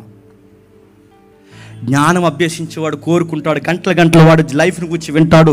కానీ మూర్ఖుడు, వాడికి ఇలాంటి సబ్జెక్ట్ వాడికి నచ్చదు, బోరింగ్ సబ్జెక్ట్. వాడికి 3-4 గంటలు సినిమా అయినా చూడాలనిపిస్తుంది, కానీ వాడికి 1 గంట మాత్రం వాక్యం చెప్పండి వినాలనిపించదు. వాడు తిరస్కరిస్తాడట. ఎథిక్స్ మాట్లాడుతున్నారు కింద చూడండి. యెహోవా యందలి భయభక్తులు కలిగి ఉన్నట్టు తెలివికి మూలము. ఆ తెలివైన వాళ్ళు ఏం చేస్తారంటే 9వ వచనంలో, అవి నీ తలకి సొగసైన మాలిక, నీ కంఠమునకు హారములో ఉన్నాయి. ఎప్పుడు 8వ వచనంలో, నా కుమారుడా నీ తల్లిని నీ తండ్రిని నీ తల్లి తండ్రి ఉపదేశాల బోధను త్రోసివేయకము, అవి నీ తలకు సొగసైన మాలికయు నీ కంఠమునకు హారమునై ఉన్నవి. ఇప్పుడు బాగా వినండి, నేను ప్రశ్న అడుగుతాను, చెప్పండి. ఇక్కడ ఎంతమంది యంగ్స్టర్స్ ఉన్నారో, బ్రదర్స్ అండ్ సిస్టర్స్ అందరిని అడుగుతుందని చెప్పండి. మిమ్మల్ని అందరిని అడుగుతాను, మోమాటం లేకుండా చెప్పండి. మన ఫ్రెండ్స్ మాట ఎక్కువ వింటామా, మన పేరెంట్స్ మాట మనం ఎక్కువ వింటామా చెప్పండి. గుండెల మీద చెప్పండి. ఫ్రెండ్స్ మాటే వింటాం. పేరెంట్స్ ఏదన్నా మనకు చెబితే మనకు ఎలా ఉంటుంది? నస. నాకు తెలుసు ఆపు, నాకు తెలుసు. వాళ్ళు చెప్తున్న నడుతున్నాను. మనం అనుకుంటామండి నేను మూర్ఖుడిని కాదు, మనం అనుకుంటామండి నాకు పొగరు లేదు, మనం అనుకుంటామండి మేము అలాంటి లోక సంబంధమైన వ్యక్తులు కాదనుకుంటాం. కానీ బైబుల్ సామెత అంటుందండి, గుర్తుపెట్టుకోండి, మనం మూర్ఖులు. ఎందుకు చెప్పనా? మనం సరాసరి ఎవరిని ఎదిరిస్తాం చెప్పనా? మన పేరెంట్స్ని ఎదిరిస్తాం. నువ్వు మూర్ఖుడు కదా చెప్పు. మీ అమ్మ చెబుతున్న మాట నీ బుర్రకెక్కట్లేదు, మీ అయ్య చెబుతున్న మాట నీ బుర్రకెక్కట్లేదు. వాళ్ళు చెబుతుంటే ఇంత పాళ్ళలాగా ఎద్దులాగా ఎదిగి వాళ్ళ మీద తిరగబడి నువ్వు చెప్పగా నట్టినావంటే నిన్ను మూర్ఖుడు అనాలా, నీతిమంతుడు అనాలా? నిన్ను నీ ఫ్రెండ్స్కి ఆ ఆవారాగాల మాటలుంటావు, ఆ గాలోల మాటలుంటావు, కానీ నీ ఫ్రెండ్స్ చెప్పే మాటలుంటావు, నీ పేరెంట్స్ మాటలుంటావా? వాళ్ళంటే మనకు లోకువా. ఒకవేళ మీరు బాధపడితే ఏడ్చేయండి దేవుని సన్నిధిలో. ఎంత లోకువో చెప్పనా? మీ అమ్మ నాన్న నీకంత చదువుకోలేదని లోకువా. మీ అమ్మ నాన్న నీలాగా స్టైల్గా ఉండరని లోకువా. మీ అమ్మ నాన్నకి నీకులాగా మొబైల్ నాలెడ్జ్ లేదని లోకువా. మీ అమ్మ నాన్న నీకు ఎందుకు లోకువో చెప్పనా? నీకంత జ్ఞానం లేదని వాళ్ళ మీద చిన్న చూపు కనుక నీకు లోకువా. వాళ్ళ మాట నువ్వు బుర్రకి ఎందుకు ఎత్తికెక్కించుకోవో తెలుసా? నీ జనరేషన్లో వాళ్ళ జనరేషన్ కలవట్లేదని నువ్వు ఏదో పెద్ద జ్ఞాని సైంటిస్ట్లా ఫీల్ అవుతున్నావు కనుక లోకువ. గుర్తుపెట్టుకో, నీకంత చదువు వాళ్ళకి లేకపోవచ్చు, నీకంత జ్ఞానం వాళ్ళకి లేకపోవచ్చు, నీకంత మొబైల్ నాలెడ్జ్ వాళ్ళకి లేకపోవచ్చు, కానీ నా టీనేజ్ మాత్రం వాళ్ళు దాటొచ్చారన్న సంగతి మాత్రం మర్చిపోకు. నా లైఫ్ని వాళ్ళు దాటొచ్చారన్న సంగతి మర్చిపోకు. వాళ్ళు దాటొచ్చినప్పుడు ఒక విషయం గుర్తుపెట్టుకో, నువ్వు ఏ చదువును చూసి అయితే వాళ్ళని తక్కువ అంచనా వేస్తున్నావో ఆ చదువు ఇచ్చింది వాళ్ళే. గుర్తుపెట్టుకో, ఏ జ్ఞానం చూసి వాళ్ళని ఎర్రోల్లా చూస్తున్నావో ఆ జ్ఞానం ఇచ్చింది వాళ్ళే. గుర్తుపెట్టుకో, ఏ మొబైల్ని బట్టి వాళ్ళ కళ్ళు కప్పే పనులు చేస్తున్నావో ఆ మొబైల్ ఇచ్చింది వాళ్ళే. గుర్తుపెట్టుకో, ఏ యొక్క పొగరు చూసుకుని మెట్టి పడుతున్నావో ఆ ప్రేమను ఇచ్చి నీకు ఆ నోటికి బలం ఇస్తున్నది వాళ్ళే. గుర్తుపెట్టుకో, నా కుమారుడా, బైబిల్ వరకు చెప్పలేదు, నా కుమారుడా, నా కుమార్తె, నా కుమారుడా, చదువుకున్న వారి పేరెంట్స్ మాటలే వినండి అని లేదు. పేరెంట్స్ మాట వినండి అంతే. వాళ్ళు చదువుకున్నా చదువుకుపోయింది. నీ తల్లిదండ్రులు చదువు ఉన్నవారైనా చదువు లేని వారైనా, వాళ్ళ జ్ఞానవంతులైనా జ్ఞానవంతులు కాకపోయినా వాళ్ళ మాట వినాలి. దీన్నే బైబిల్ ఏమని తెలుసా? ఎథిక్స్ అన్నది. ఎథిక్స్ విలువలు ఇవి, మోరల్స్ ఇవి. వాళ్ళ మాట వినాలి. వాళ్ళ మాట వినకపోతే అని అడుగుతున్నాను, మీ తల్లిదండ్రుల మాట వినకపోతే, అరే ఇంత చేసిన వాళ్ళ మాట నువ్వు వినకపోతే నీ లైఫ్లో నీకు ఎథిక్స్ ఉన్నాయా? చెబుతారు చెబుతారు చెబుతారు చెబుతారు. నేను చూసిన కొన్ని కేసులు చెప్తున్నాను. చెబుతారు. ఒకరోజు చెప్పడానికి వాళ్ళు ఉండరు, వయసు అయిపోయి వెళ్ళిపోతారు. ఆ రోజు గుండెలు బాదుకుని ఏడుస్తావు. కూడా తిరిగి వెనక తిరిగి అది చెయ్యొద్దు, ఇది చెయ్యొద్దు, అలా ఉండు, ఎలా ఉండని నెత్తి నోరు కొట్టుకుని ఒక గొంతు అరుస్తుంది వెనకాల. ఇలా ఉండు, అలా ఉండని ఎన్నోసార్లు చెప్తూ తిరుగుతాయే కొన్ని గొంతులు, అమ్మ నాన్న ఇంట్లో బంధువులు, అలా వద్దని. ఒక కాలం అయ్యాక, ఒక వయసు అయ్యాక వాళ్ళు ఉండరు, వాళ్ళు వెళ్ళిపోతారు. వాళ్ళు చెప్పింది వెనక ఈ స్నేహితులు చెప్పిన మాట విని జీవితంలో నష్టాలు తెచ్చుకుని కుంపడ తెచ్చుకుని నెత్తి మీద పోసుకున్న తర్వాత జీవితాన్ని ఎలా కట్టుకోవాలో తెలియక అటుపోక ఇటుపోక ఇరుక్కుపోయి జీవితాన్ని ఏం చేయాలో తెలియక అప్పుడు ఏడుస్తావు ఒంటరిగా చీకట్లోకి వచ్చింది. మా అమ్మ ఉంటే బాగున్నావు, మా నాన్న ఉంటే బాగున్నావు, మా పెదనాన్న ఉంటే బాగున్నావు, మామయ్య ఉంటే బాగున్నా. ఆ రోజు ఏడుస్తావు. గుర్తుపెట్టుకో. అందుకే సామెతలు అంటుంది, my dear friends, my son, me parents మాట వినండి. వాళ్ళకి చదువు లేకపోయినా, వాళ్ళకి జ్ఞానం లేకపోయినా, వాళ్ళకి ఏమీ లేకపోయినా, వాళ్ళకి నో చెప్పకండి. నీకు నచ్చకపోయినా నో చెప్పకండి. చేస్తాను డాడీ, చేస్తాను మమ్మీ, చేస్తాను.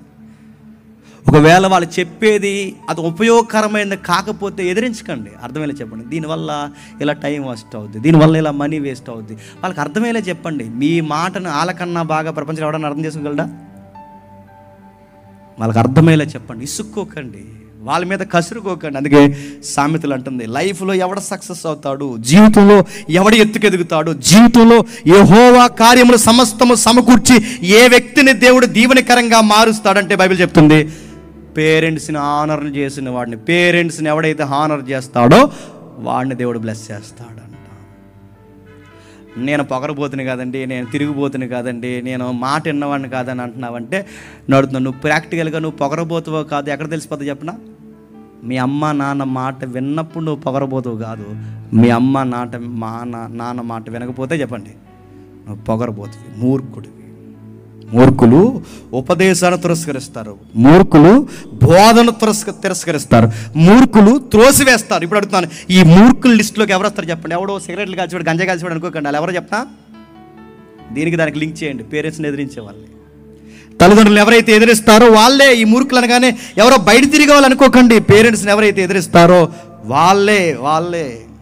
9వ వచనంలో ఒక మంచి మాట రాశాడు, నీ కంఠమునకు హారములై ఉన్నవి.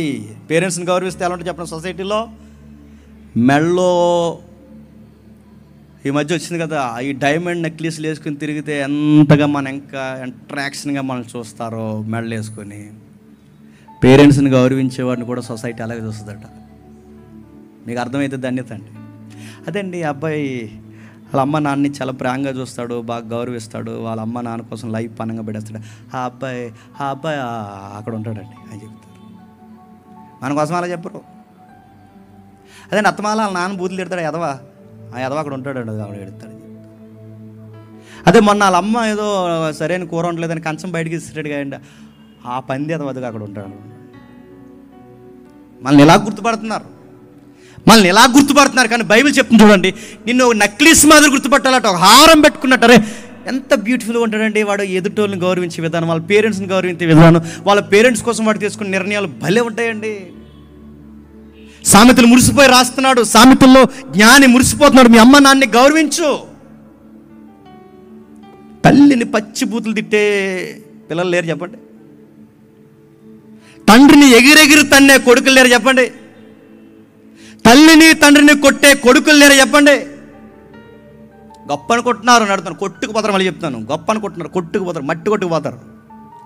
మీ పేరెంట్స్ మీదకి నోరు రేగినా, మీ పేరెంట్స్ మీదకి చేయలేగినా, మీ పేరెంట్స్ మీదకి వ్యతిరేకమైన ఆలోచనలు లేచినా లైఫ్ సక్సెస్ అవుతుంది చెప్పండి, రివర్స్ అవుద్ది, జీరో అవుద్ది, నాశనం అయిపోద్ది.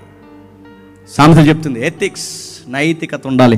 ఏంటి నా నైతికత అంటే, నీ పేరెంట్స్ని గౌరవించు. తల్లిని బూతులు తిట్టేవాడు వర్దెల్లడు, తండ్రి మీదకి కాలు ఎత్తేవాడు వర్దెల్లడు. బైబిల్ చెప్తుంది తండ్రిని బూతులు తిట్టేవాడిని బైబిల్ జ్ఞాని అనలేదు చెప్పండి, మూర్ఖుడు. అమ్ముని ఎదిరించేవారిని జ్ఞానులు, బాగా చదువుకునే విద్యావంతులు అనలేదు చెప్పండి, మూర్ఖులు. పేరెంట్స్ని తక్కువ చేసి మాట్లాడేవారిని ఇలా జ్ఞానవంతులు అనలేదు బైబిల్. ఏమన్నా తెలుసా? మూర్ఖులు. జ్ఞానానికి మొట్టమొదటి అడుగు, మరి చెప్తున్నాను, జ్ఞానానికి మొట్టమొదటి అడుగు మీ అమ్మ నాన్నని గౌరవించడమే తొలి అడుగు. వాళ్ళని గౌరవించంతే. ఈ జ్ఞానం ఎలా వస్తుంది అంటే బైబిల్ చెప్తుంది యెహోవా యందలి భయభక్తులు కలిగి ఉంటుంది. ఈ జ్ఞానం ఎలా వస్తుందంటే యెహోవా యందలి భయభక్తులు కలిగి ఉంటూ వస్తుంది.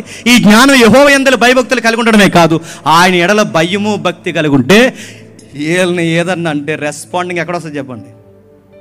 అక్కడ వస్తుందన్న భయం నాకు ఉన్నప్పుడు నేను ఎవరిని గౌరవిస్తాను? నా కళ్ళ మీద ఉన్నప్పుడు చెప్పండి. విలువలు నాకు పెరుగుతాయి, నా తల్లిదండ్రులు గౌరవించాలని విలువలు. అంటే ఆయన ఎడల భయం నా తల్లిదండ్రులకి నాకు మధ్య ప్రేమ బంధాన్ని బలపరుస్తుందా లేదా? అందుకే యెహోవా యందలి భయభక్తులు ఉండాలి. నేను త్వరగా ముగిస్తాను. యెహోవా యందలి భయభక్తులు లేకపోతే ఇంకా ఏం జరుగుతుందంటే, ఒక ఉదాహరణ చెప్తాను. ఆయన పేరు ఇందాక ఏదో చూసా మర్చిపోయాం. ఒక యంగ్ ఐఏఎస్ క్షమించండి, చాలా కాలం క్రితం కఠారి, నితీష్ కఠారి, ఒక యంగ్ ఐఏఎస్. చిన్న వయసులోనే గ్రూప్స్ కొట్టి ఐఏఎస్ ఆఫీసర్ అయిన రేంజ్ అయింది.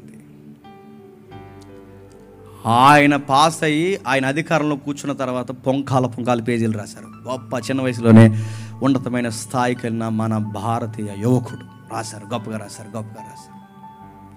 ఓ రోజు ఆయనకు పెళ్లి చేశారు. అనతి కాలంలోనే నెలలు దాటకుండా ఆ యంగ్ ఐఏఎస్ ఏం చేశాడు? తన భార్యని టార్చర్ పెట్టి టార్చర్ పెట్టి చంపేశాడు. మళ్ళీ అదే పేపర్లో రాశారు. ఏ యంగ్ ఐఏఎస్ కోసం అయితే ఈ పేపర్ గొప్పగా రాసిందో, మళ్ళీ అదే ఐఏఎస్ ఆఫీసర్ కొరకు గొప్పగా రాకుండా తిరగేసి రాసింది తన భార్యని టార్చర్ పెట్టి మాంసం ఊరిపోయేలాగా చిత్రవద గురి చేసి చంపేశాడు. ఇప్పుడు చెప్పండి, ఆ ఐఏఎస్ ఆఫీసర్కి జ్ఞానం ఉందంటారా లేదంటారా? ఉంది. ఆయనకి బుక్ నాలెడ్జ్ ఉందంటారా లేదంటారా? ఉంది. ఆయనకి సొసైటీలో లా అండ్ ఆర్డర్ తెలుసా తెలీదా? తెలుసు. ఆయనకి రాజ్యాంగం తెలుసా తెలీదా? తెలుసు. ఆయనకి ఎవ్రీ సబ్జెక్ట్ మీద అవగాహన ఉందా లేదా? ఉంది. ఆయన అన్ని సబ్జెక్టులు డీల్ చేయగలడా? చేయగలడు. అరే, ఇంత జ్ఞానం ఉన్నవాడు మానవత్వం ఏమైందని తన భార్యను అలా చంపేశాడ్రా? ఇంత జ్ఞానవంతుడు ఇలాంటి పని ఎలా చేశాడ్రా అన్న ప్రశ్న మీకు అర్థమైతే, ఆయనకి జ్ఞానం ఉంది, ఆయనకి సమాజం పట్ల స్పృహ ఉంది, అన్నీ ఉన్నాయి. కానీ జ్ఞానం ఉన్న ఆయనకి చెప్పండి, యెహోవా ఎడల భయభక్తులు లేదు. ఈ పాయింట్ మీకు అర్థమైతే చాలు. జ్ఞానం ఉన్నంత మాత్రాన మనం బతకలేం. లా అండ్ ఆర్డర్ తెలిసినంత మాత్రాన మనం బతకలేం. రాజ్యాంగం తెలిసినంత మాత్రాన మనం బతకలేం. సొసైటీ మీద ప్రతి సబ్జెక్ట్ మీద మనకు అవగాహన ఉన్నంత మాత్రాన మనం బతకలేం. ఈ గూగుల్ మ్యాప్లు ఇవన్నిటి మీద మనకు అవగాహన ఉన్నా బతకలేం. మన బతకాలంటే సూత్రం ఒకటే. ఐఏఎస్ అయినా, ఐపీఎస్ అయినా, జూనియర్ అయినా, సీనియర్ ఎంప్లాయ్ అయినా, ఎవడైనా సీనియర్ సిటిజన్ అయినా, నువ్వైనా నేనైనా బ్రతికి బట్ట కట్టాలంటే జ్ఞానం ఉంటే సరిపోదు. జ్ఞానానికి మూలమైన చెప్పండి, యెహోవా యందలి భయభక్తులు కావాలి. ఐఏఎస్ ఆఫీసర్కి, ఐపీఎస్ ఆఫీసర్కి ఆ భయభక్తులు లేవు కనుకే చెప్పండి భార్యను చిత్రవద గురి చేసి చంపేశారు. ఎన్ఆర్ఐ సంబంధాలు ఇంక ఇండియాలో సంబంధాలు నచ్చలేదు కొంతమందికి. ఎన్ఆర్ఐ సంబంధించిన ఎన్ఆర్ఐని ఇలా పంపలేదు, ఎన్ఆర్ఐ మళ్ళీ ఇంటికి పంపించేద్దరా లేదా?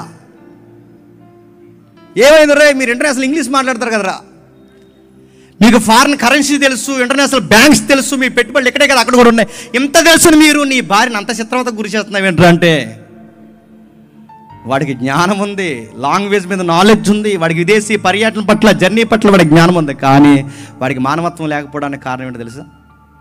యెహోవా యందలి భయభక్తులు. మీరు ఎక్కడ తిప్పి కొట్టండి సామెతలంతా, మీరు ఎక్కడ తిప్పి రాయండి సామెతలంతా, మీరు ఎక్కడైనా సొలొమోను కదపండి. సొలొమోను పిండి తీసిన సారంలో ఒక మాట, ఆయన ఎల్ల భయభక్తులు లేకపోతే జ్ఞానం ఏంటో తెలియదు. ఆ జ్ఞానం ఏంటో తెలియకపోతే ఎథిక్స్ ఏంటో మనకి ఎప్పటికే చెప్పండి అర్థం కావు. అందుకే కిందికి మాట్లాడుతూ ఒక మాట అంటున్నాడు 20 వచనం నుండి అదే మొదటి అధ్యాయం 20 వచనం నుండి ముగిద్దాం. జ్ఞానము వీధుల్లో కేకలు వేయుచున్నది, గొప్ప సందడిగల స్థలముల్లో ప్రకటన చేయుచున్నది, పట్టణముల్లోను ఎట్లనగా జ్ఞానము లేని వారులారా, ఎన్నాళ్ళు జ్ఞానము లేని వారిగా ఉండకూడదురు, అపహాసకులారా, మీరెన్నాళ్ళు అపహాసము చేయ ఆనందింతురు, బుద్ధిహీనులారా, మీరెన్నాళ్ళు జ్ఞానమును అసహించుకుందరు. 3 కేటగిరీలు చెప్పాడు సొసైటీలో. ఏంటి ఆ 3 కేటగిరీలు ఏంటి చెప్తున్నారు చూడండి. 1 జ్ఞానం లేనోళ్ళు, 2 అపహాసకులు, 3 చెప్పండి బుద్ధిహీనులు. ఈ ముగ్గురు గురించి చెప్తాను చూడండి. ఒకటంట చెప్పండి జ్ఞానం లేనివారు, అంటే కామన్ పీపుల్స్, అంటే వీళ్ళు ఏమి నేర్చుకోరు, అలా అని నేర్పిస్తే నేర్చుకోరు. మాకెందుకండి అంటారు. మరి మీకే నేర్పిస్తున్నాం, మీకు ఏం తెలుదంటే మాకు అర్థమవుతుందండి అంటారు. అంటే ఓ పట్టాన్ని ఏమి నేర్చుకోరు, అలా నేను ఏమైనా మోసపోతే మాకు తెలియక మోసపోయామంటారు. అంటే వీళ్ళు కామన్గా ఆ పూటకు తిన్నామా, ఆ పూటకు నిద్రపోయామా, ఆ పూటకు లేసామా, అంతే లైఫ్. ఇలా కామన్గా బతికేసి ఒక సొసైటీలో ఉండే ఒక బ్యాచ్ అన్నమాట. రెండోది ఎవరట, ఇప్పుడు ట్రెండ్ బాగా నడుస్తుంది, అపహాసకులు అంటే ట్రోలింగ్స్ ఎక్కువైపోయి మధ్య చూసారా, ట్రోల్స్ సోషల్ మీడియాలో. మీరు చూసారు లేదో, సోషల్ మీడియాలో ఫోటోలు పెడుతున్న వాళ్ళందరికీ చెప్తున్నాను, భార్య భర్త దిగి మీ సొంత ఐడీల్లో మీకు సంబంధించిన ఫేస్బుక్ అకౌంట్స్లో మీ బుక్లో మీ ఫోటో పెట్టుకుంటే అపహాసకుల కింద ఏమని రాస్తారు చెప్పండి. ఇద్దరు భార్య భర్తలు వాళ్ళ ఫ్యామిలీ పిక్ని వాళ్ళ సొసైటీలో ఆ సోషల్ ప్లాట్ఫామ్ మీద వాళ్ళు ఆ ఫోటో పెట్టుకుంటే కింద ఒకటి రాశాడు, ఏమని చెప్పిన, నీకు ఆడేలా నచ్చాడే అని రాశాడు. ఆ తర్వాత ఆడి కామెంట్కి ఇంకో 4 కుక్కలు తయారయ్యి, ఆ కుక్కలకు ఇంకో 4 కుక్కలు తయారయ్యి, ఈ కుక్కలన్నీ కలిసి వాళ్ళని ట్రోల్ చేయడం మొదలుపెట్టారు. ఇలా ట్రోల్స్కి గురైపోయి సూసైడ్ చేసుకుని చచ్చిపోయిన లేరండి. ఆ మధ్య అమ్మాయిని ఎవరినో ఊరేగించేశారు, దానిలో రాజకీయం ఇన్వాల్వ్ అయింది. అందులో నిజం ఎంత అబద్ధమో మనకు తెలియదు, కానీ మన కళ్ళతో చూసింది మనకు తెలుసు అదేంటో చేసి మొత్తం మీద ట్రోల్ చేశారు. ఆ ట్రోల్ చేస్తే ఆమె మానసిక రుగ్మతకు గురై చివరికి సూసైడ్ చేసుకుని చచ్చిపోయిందా లేదు? ఈరోజు ట్రోల్స్ వాళ్ళు చనిపోతున్న వాళ్ళు లేరు. నీ ఫోటోని మార్చి, నీ బాడీని మార్చి, నీ బాడీ సేమింగ్ చేసి రకరకాల మాటలు మాట్లాడి ఒకటేంటి రెండేంటి అపహాసకులు ట్రోల్స్ బ్యాచ్ ఎక్కువైపోయారు. ఈరోజు ఎక్కడ చూడండి trending trending trending trending trolls ఏంటి చెప్పిన, ఒకరిని ఎటకారం చేస్తే ఆ ఎటకారానికి ఇంకో 4 ఎటకారం కుక్కలు కలిస్తే అదొక ట్రోలింగ్. వీళ్ళనే ఇక్కడ అన్నాడు అపహాస్యకులు. రంగు కోసం మాట్లాడతారు, జుట్టు కోసం మాట్లాడతారు, పాదాల కోసం మాట్లాడతారు, డ్రెస్ కోసం మాట్లాడతారు, అన్నిటి కోసం మాట్లాడతారు. వాడి మాటలు వాడి మీద జోకులు వేస్తుంటే ఒక వ్యక్తి కోసం వాళ్ళు కలిసి సొసైటీలో దాని మీద నవ్వుకుంటారు. నా ఫ్రెండ్ పేరు వద్దులేండి, మళ్ళీ అది పాలిటిక్స్ ఎంట్రీ అవుద్ది. వాడి మీద లేనిపోని అన్ని ఊరేగించి లేనిపోనివన్నీ మాట్లాడుకుంటే రకరకాల వ్యసనాలు అలవాటే ఇలాగే మొత్తం మీద ఆడు ఒకప్పుడు అందరినీ ట్రోల్ చేశాడు. టైం వచ్చినప్పుడు ఆడిని ట్రోల్ చేశారు. ఆ ట్రోలింగ్ ఆడు తట్టుకోలేక సూసైడ్ చేసుకుని చచ్చిపోయాడు. అపహాస్యకులు ఈ సొసైటీలో చెప్తున్నాడు. జ్ఞానం లేని వాళ్ళు ఉన్నారు, అపహాస్యకులు ఉన్నారు, కింద చెప్తున్నాడు బుద్ధిహీనులు ఉన్నారు. వీళ్ళు ఏం చేస్తారు చెప్పిన, వీళ్ళ జ్ఞానాన్ని అసహించుకుంటారట. ప్రార్థన చేసుకుందా అంటారంట, వాక్యం ఉందనట, అది కదరా ఈరోజు ప్రేయర్ ఉందనే ప్రేయర్ అంట వీడరా. వీళ్ళకి నచ్చదట. ఆ టైప్ మనుషులు ఉన్నారట. వీళ్ళందరి గురించి మాట్లాడుతూ బైబిల్ అందే, ఇలాంటి వారి మధ్య నువ్వు బతుకుతున్న నా కుమారుడా, వీళ్ళందరిలో నువ్వు చేరకుండా ఉండాలి అంటే నా గద్దింపుకి చెవియొగ్గు. నీ జీవితంలో ఇదిగో నా ఆశీర్వాద కార్యాలన్నీ నీకు జరగాలి అంటే నా గద్దింపుకి చెవియొగ్గు. నేను ముగిస్తున్నాను. ఈ సామెతలందరూ రాసింది ఎవరో తెలుసా? చెప్పండి ఎవరు? సొలొమోను గారు. ఇన్ని సామెతలు రాసిన సొలొమోను గారు చివరికి ఏమయ్యారు చెప్పండి? ఏమయ్యాడు అన్నంత డౌట్ అయ్యాడు. ఆయన పరలోకం వెళ్ళాడా, పరదేశంలో ఉన్నాడా, లేకపోతే ఇంకొక దిక్కున్నాడని సాహసం చేసే స్టేట్మెంట్లు మనం ఇవ్వలేం, కానీ ఏమయ్యాడన్నది డౌట్. ఎవరో సొలొమోను గారి గురించి మాట్లాడుతూ ఏమన్నాడంటే, బాగా వినాలి. సొలొమోను ముందు ఆయన లాంటి జ్ఞానవంతులు లేడట, సొలొమోను తర్వాత ఆయన లాంటి జ్ఞానవంతులు లేడట, ముందు కానీ వెనక కానీ సొలొమోను అంత జ్ఞానం ఉన్నవాడు ఎప్పటికీ లేడంట. అంత గొప్ప బిరుదు ఎవరు చెప్పండి? సొలొమోను. అలాంటి వ్యక్తికి అంత జ్ఞానం ఎలా వచ్చిందంట? ఆ వ్యక్తి ఎవరికి ప్రేయర్ చేశాడు చెప్పండి? దేవుడు ప్రార్థించాడు. ఇప్పుడు ప్రశ్న, అంత జ్ఞానం ఉన్న ఐఏఎస్ ఆఫీసర్ తన భార్యని ఎలా చంపాడన్నది నీకు అర్థమైతే, ఎంత జ్ఞానం ఉన్న సొలొమోను గారు చివరికి ఇలాంటి పనులు ఎలా చేశాడంటే, మళ్ళీ చెప్తున్నానండి, సొలొమోను జ్ఞానం అడిగాడు కానంట.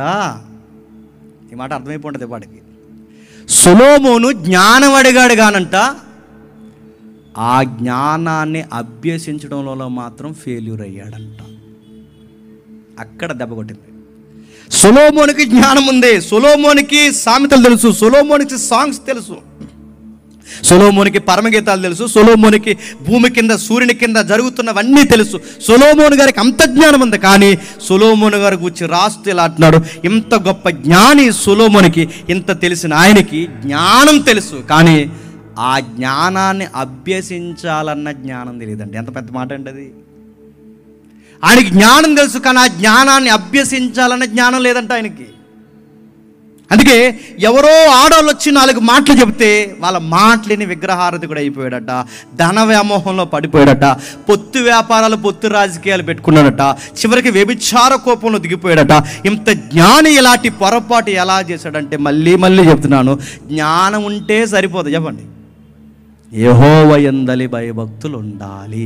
నాకు బైబిల్ ఆదికాండం నుంచి ప్రకటన గ్రంథంలో తెలిసి అంటే తెలిస్తే ఎవరికి కావాలి? తెలిసింది పాటించడం కావాలి. నాకు మత్తయి సువార్తలో ఏముందో నాకు తెలుసండి, నన్ను పిలవకుండా చచ్చకన్నాడు ఒకడు. నీకు మత్తయి సువార్తలో ఏముందో తెలుసని ఇటు బ్యాంతి తాగెత్తాడు, బ్యాంతి సభలో కూర్చుంది. చూసారు లేదా వీడియో? సామెతలో సొలొమోను ఏమన్నా తెలుసా? నాకు తెలుసు అంటున్నాడు. 90 వేసేసి, అరే వీడికి అన్నీ తెలుసు, వీడికి అన్నీ తెలుసు, మత్తయి తెలుసు, సామెతలు తెలుసు, ప్రసంగి తెలుసు, ప్రకటన గ్రంథం తెలుసు, అన్నీ తెలిసిన వీడికి అరే ఎంత జ్ఞానం తెలిసిన వీడు జ్ఞానమే తెలుసు. చెప్పండి, భయం తెలియదు. భయం నడుతున్నాను, భయం నరకానికి పోతామని కాదు, భయం దేవుడు ఏదో అగ్నిలో వేసేస్తాడని కాదు, భయము మనం ఏదో అయిపోతామని కాదు, భయం మనల్ని బాగు చేస్తుందని భయపడాలి. భయం దేవుడు మనల్ని నిలబెట్టే భయం ఒకటి ఉంటే ఆ భయం మనల్ని బాగు చేసే జీవితానికి ఒక అర్థం ఇస్తుందని భయపడాలి. అంటే మనల్ని దేవుడు ఏదో చేస్తాడని భయం కాదండి. మనం భయపడకపోతే మనకు బతకడం చేత కాదని భయపడాలి. అందుకే దేవుడు అంటున్నాడు భయపడాలి. సొలొమోను గారు ఆయన భయపడటం మానేస్తాడు. వీళ్ళ తండ్రి ఎవరు చెప్పండి? ముగిస్తాను. ఈయన తండ్రి ఎవరు చెప్పండి? దావీదు గారు. నడుతున్నాను. సొలొమోను గారికి ఉన్నంత జ్ఞానం దావీదు గారికి ఉందండి. సొలొమోను గారి లెక్కలు దావీదు గారికి వచ్చా? సొలొమోను గారు లాంటి కన్స్ట్రక్షన్స్ దావీదు గారు చేయగలరా? సొలొమోను గారు లాంటి ఈ ఏవైతే పాలిటిక్స్, ఈ పొలిటికల్ సైన్స్లో ఈ పొత్తు బిజినెస్ ఆయన చేయగలడా? సొలొమోను గారు లాంటి ఈ విదేశీ వ్యాపారాల్లో ఈ సంబంధాలు పెట్టుకోగలడా? ఆయన సొలొమోను కన్నంత జ్ఞానం లేదు, సొలొమోను గారికి ఉన్నంత వ్యాపారం లేదు, సొలొమోను గారికి ఉన్నంత బంగారం లేదు దావీదు గారికి. కానీ గమనించండి, సొలొమోను గారికి ఉన్నంత జ్ఞానము వ్యాపారం దావీదు గారికి లేకపోయినా దావీదు గారికి దేవుడిచ్చిన సర్టిఫికేట్ ఏంటో తెలుసా? నా ఉద్దేశానుసారుడైన మనసు. ఆయనలో ఉన్నదేంటి, ఈయనలో లేనిదేంటి, ఈయనలో లేనిదేంటి, ఆయనలో ఉన్నదేంటి, ఆయనలో లేనిదేంటి, ఈయనలో ఉన్నదేంటి? యెహోవా యందలి భయభక్తులు కదా, యెహోవా యందలి భయభక్తులు. దావీదు గారు చూడండి, దావీదు గారికి దేవుడు అంటే భయం. నన్ను విడిచిపోవద్దని పట్టుకుని ఏడ్చాడు, నన్ను కడిగని పట్టుకుని ఏడ్చాడు, నీ రక్షణ భాగ్యం దూరం చేయొద్దని ఏడ్చాడు. దేవా నువ్వు లేకపోతే నా జీవితానికి అర్థం లేదు ప్రభువా అని ఏడ్చాడు. నీ ఆత్మను దూరం చేయొద్దు ప్రభువా, రక్షణ ఆనందాన్ని తీయొద్దని ప్రభువా అని ఏడ్చాడు. ఈయనకున్న భయము, ఈయనకున్న ఏడుపు ఎవరికి లేదు చెప్పండి? సొలొమోనుకు లేదు. అందుకే చూడండి, చిన్నవాడైన దావీదు, జ్ఞానంలో తక్కువవాడైన దావీదు నచ్చాడు, కానీ జ్ఞానంలో ఎక్కువవాడైనా చెప్పండి సొలొమోను దేవునికి చెప్పండి డౌట్ఫుల్గా ఉండిపోయాడు. నేను ముగిస్తున్నాను, ఒట్టే చెప్తున్నాను, నిజంగా ముగిస్తాను. ఈ సామెతల్లో ఉన్నవన్నీ కొన్ని కొటేషన్స్ ఉన్నాయి. త్వరగా ఇందాక స్టార్టింగ్లో చదివాగా ఆ కొటేషన్స్ నేను పదాలు చదువుతాను, మీరు జస్ట్ కోట్ చేయండి. దావీదు కుమారుడైన ఇశ్రాయేలు రాజు అయిన సొలొమోను సామెతలు, అందులో కొన్ని పదాలు ఉన్నాయి చూడండి.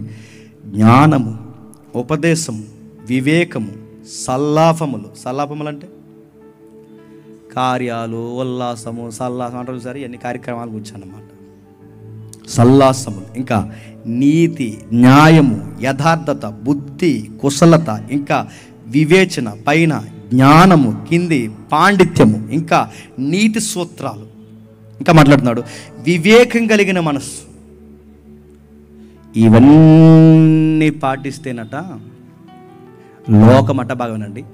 ఈ సామెతల్లో చెప్పిన ఈ విలువలు పాటిస్తే ఎలా ఉంటాడయ్యా అని మీరు లోకాన్ని అడిగితే, లోకం ముక్కు మీద వేలేసుకునేలా ఉంటాడట మనిషి. నువ్వు ఉన్నావా? లేవు. నువ్వు ఉన్నావా? లేవు. నువ్వు ఉన్నావా? లేవు. నువ్వు ఉన్నాను? లేను. కానీ ఈ భూమి మీద ఈ సామెత గ్రంథంలో ఉన్న ఈ సూత్రాలన్నీ బుద్ధి, కుశలత, జ్ఞానము, పాండిత్యము, యథార్థత, వివేకము, సల్లాసము, నీతి, న్యాయము, ఇవన్నీ పాటించిన ఒక వ్యక్తి 33.5 సంవత్సరాలు ఈ భూమి మీద బతకాడంట.